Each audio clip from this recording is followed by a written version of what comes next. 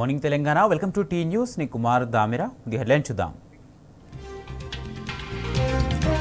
చెప్పింది 15,000 ఇస్తామన్నది 12,000 రైతు భరోసాకు కాంగ్రెస్ సర్కారు దోకా.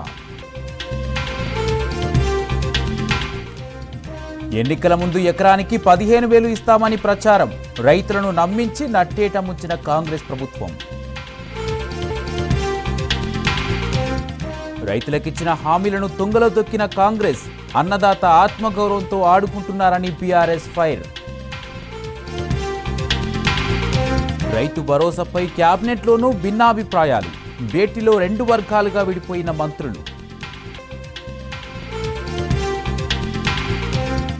సంక్రాంతికి ఇందిరమ్మ ఇండ్లు ఉత్తమాటే ఇంకా 40% పూర్తి కావాల్సిన సర్వే.